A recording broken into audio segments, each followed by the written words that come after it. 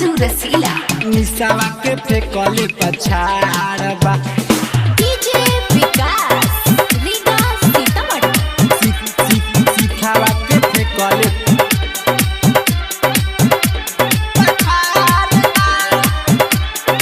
super recording studio Rajapatti कोठी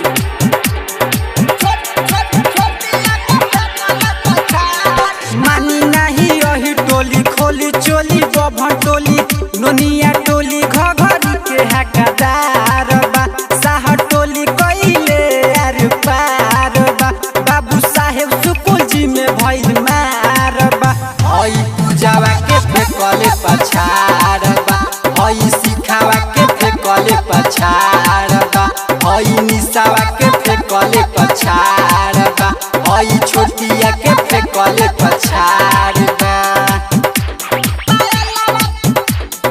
पूजावा DJ विकास रीगा सीतामढ़ी रनिया के फेकले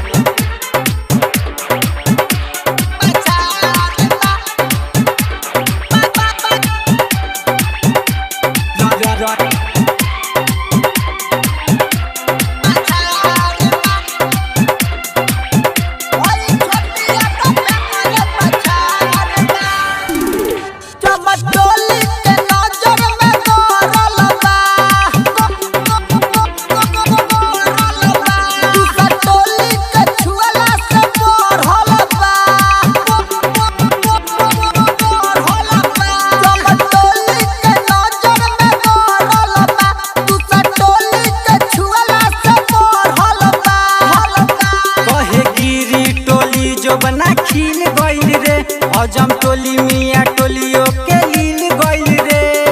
देखी के एकरा के चुएला पानी चाकर भइल सुन डार बा मिसी टोली के सभे रंगदार बा ओइ पाएलावा के फेकले पछाड़बा ओइ गजलिया के फेकले पछाड़बा ओइ रनिया के फेकले पछाड़बा ओइ गजलिया के फेकले पछाड़बा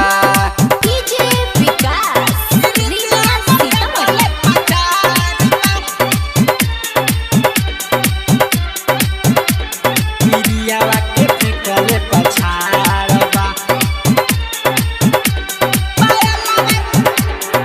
पूजावा मुसहर टोली पहिले बहाला रे कोई टोली गोपी ढोरिया में बाला रे मुसहर टोली पहिले बहाला रे कोई टोली गोपी ढोरिया में बाला रे कहे यादव विजेंद्र संगे लीला हुआ रे बाकी राजू रसीला संगे ढीला हुआ रे डीजे विकास से मांगे ले नमरी भीम पांडे करे बाजार बा मिथल सब भइल भातार बा ओइ पीरितिया के फेकले पछाड़बा ओइ पीरियावा के फेकले पछाड़बा ओइ लभलिया के फेकले पछाड़बा